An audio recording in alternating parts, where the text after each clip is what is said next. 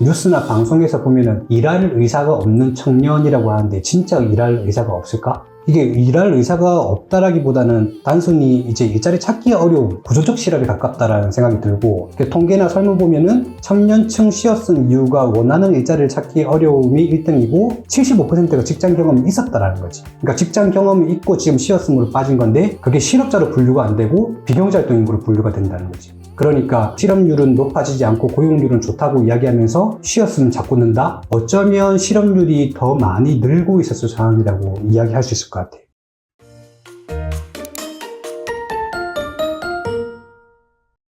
대표님, 안녕하세요. 안녕하세요. 오늘은 고용률에 관련해서 이야기를 좀 나눠보고자 합니다. 네.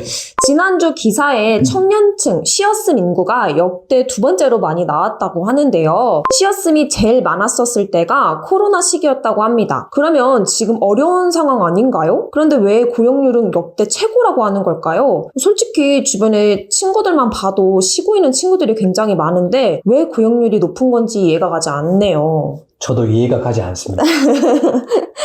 우리가 수업 시간에 경제활동 인구 이런 거에 대해서 이제 공부를 하는데 일단 고용률이라는 걸 계산하는 그 방식들이 있어요. 우리나라의 총인구가 있잖아. 그 다음에 노동 가능 인구가 있어. 노동 가능 인구는 몇 살 때부터 노동 가능한 인구로 될까? 성인? 15세. 우리나라 의무교육이 끝나고 나면 노동은 가능해. 그리고 뭐 또 생산 가능 인구라고 해서 15세부터 64세까지 있어요. 근데 일단 노동 가능 인구라는 게 있는 거고, 그 다음에 경제활동 인구, 비경제활동 인구 이렇게 구분이 돼. 경제활동이라는 건 1시간을 일하든 소득을 받으면 되는 거지. 그럼 경제활동을 한 거야. 그럼 그 경제활동 인구라는 건 취업자랑 실업자랑 더해. 그러니까 실업자는 급여를 받으려고 노력을 했다라는 거지. 근데 취업이 안 된 거야. 일단 경제활동 인구는 취업자 더하기 실업자로 되는 거고, 비경제활동 인구가 있거든요. 비경제활동 인구는 총 인구에서 노동 가능 인구가 있잖아요. 그럼 노동 가능 인구에서 경제활동 인구를 빼면 비경제활동 인구가 돼요. 그러면 노동 가능 인구가 있고 경제활동 인구가 있고 비경제활동 인구가 있단 말이지. 근데 고용률은 노동 가능 인구 중에 취업자를 뜻해요.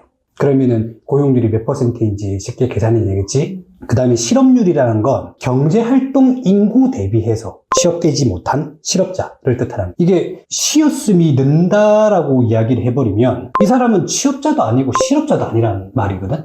우리가 고민해봐야 될 게 뭐냐면 청년층의 고용률이 증가할 상황이라고 하면 어떤 상황에서 증가를 할까? 이게 분모가 청년 노동 가능 인구고 분자가 청년 취업자야. 청년 고용률이 늘려면 뭐가 늘어야 될까?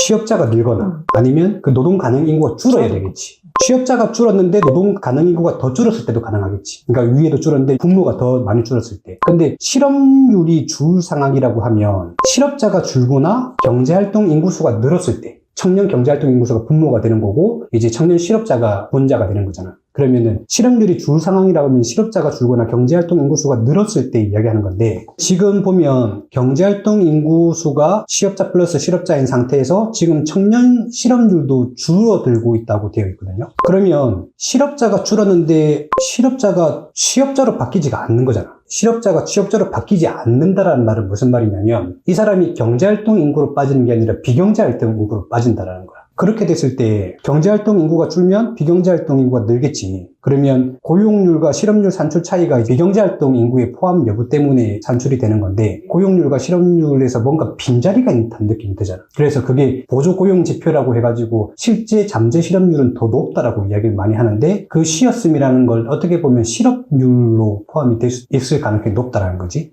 근데 쉬었음이라고 이야기하는 경우를 보면 지난주 활동 상태에 대한 질문에 그냥 쉬었음이라고 응답한 청년들을 이야기하고 있고, 뉴스나 방송에서 보면은 일할 의사가 없는 청년이라고 하는데 진짜 일할 의사가 없을까? 아닐 것 같아요. 그럼 그건 아닌 것 같아. 이게 일할 의사가 없다라기보다는 단순히 이제 일자리 찾기 어려운 구조적 실업에 가깝다라는 생각이 들고, 통계나 설문 보면은 청년층 쉬어쓴 이유가 원하는 일자리를 찾기 어려움이 1등이고 75%가 직장 경험이 있었다라는 거지. 그러니까 직장 경험이 있고 지금 쉬어쓴으로 빠진 건데 그게 실업자로 분류가 안 되고 비경제활동 인구로 분류가 된다는 거지. 그러니까 실업률은 높아지지 않고 고용률은 좋다고 이야기하면서 쉬었으면 자꾸 는다? 어쩌면 실업률이 더 많이 늘고 있었을 상황이라고 이야기할 수 있을 것 같아요. 그럼 지금 통계는 이상하다는 건가요? 이거 주제를 하자고 해가지고 어저께 통계를 좀 돌려봤어요. 분석을 조금 더 해봐야겠지만 일단 현재 고용률과 실업률은 통계상으로는 문제가 없다. 근데 그 설문지가 있단 말이야. 설문지까지 봤어. 어떤 경우에 신협승으로 지표를 하는지. 지난 4주간 구직 의사가 있었고 구직 노력을 했으면 실업자로 뽑히는데 취업승 같은 경우에는 지난 1주 동안 뭐 했냐라고 물어봤을 때 취업승이라면 다 취업승 빠져버리는 거야. 이게 질문이 어떤 건 4주고 어떤 건 한 주고 이상하다는 좀 생각이 들었어. 지금 시어슴 현상은 어쨌든 이제 비경제활동 인구로 빠진다기보다는 실업률에 가깝다라는 이제 생각이 드는 거고, 내 생각에는 이 고용률이 역대 최고다, 실업률이 역대 최저다, 이것만 가지고 우리가 믿을 수 있는 고용 지표일까? 그런 생각이 들어. 고용률과 실업률이 있는데 어떤 지표가 현상을 이해하는 데는 적합할까? 고용률은 어쨌든 노동 가능 인구 대비해서 취업자니까 이제 그나마 괜찮다라고 볼 수 있을 것 같은데, 지금 청년층 같은 경우에는 청년층 노동 가능 인구가 줄었단 말이지. 분모가 줄었으니까 고용률은 올라갈 수 있는 상황이라는 거지. 그래서 고용률이 올라갔던 건 이해가 돼. 근데 왜 실업으로 좀 잡혀야 돼? 그 사람들이 왜 비경제활동 인구로 다 잡히는 걸까? 난 그게 조금 의아하네. 반대로 한번 생각해보자. 지금 경제가 안 좋아가지고 청년층이 시어슴이나 비경제활동 인구로 바뀌는 건 좋아. 근데 왜 고령층 일자리를 자꾸 늘어나? 전년 대비 뭐 300% 늘었대. 나는 그게 이해가 좀 너무 안 돼. 그래서 고용률이 우리나라가 지금 높다라고 이야기하고 있단 말이야. 가만 생각해봐. 회사에서 사람을 뽑을 때 청년층이 있고 중장년층이 있고 고령층이 있는데 청년층 일자리 만들기 어려울 수도 있지. 그러면 중장년층 만들기도 어려울 수 있지. 그렇다고 고령층 일자리 만드는 건 쉽나?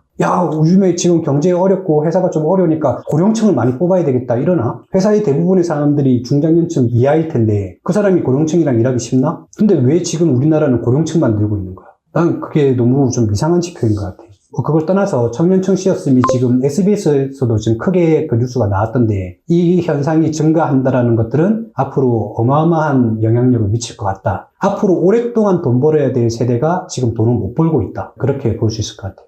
네, 그럼 마지막으로 현재 구직 의사는 있으나 쉬고 있는 분들께 한 말씀 해주시자면? 좋아요, 구독, 알림 설정까지. 일단 쉬었음은 이분들의 설문 결과로 보자고 한다면 좋은 일자리, 양질의 일자리가 없어서 쉰다라고 하는데, 양질의 일자리가 바로 생기거나 할 것 같지는 않다. 그래서 언제까지 우리가 쉬었음을 유지한다라는 거는 좀 불가능한 상황이지 않을까라는 생각이 들어요. 집에 어느 정도 여유가 있다면 스펙을 조금 더 쌓아가지고 취업 준비를 할 수는 있을 테지만, 그게 아닌 상황이라고 한다면 그나마 지금 어려운 시기에서도 채용 공고를 내고 있는 기업들에 지원을 해서 경력이라도 빨리 쌓아야 되겠다.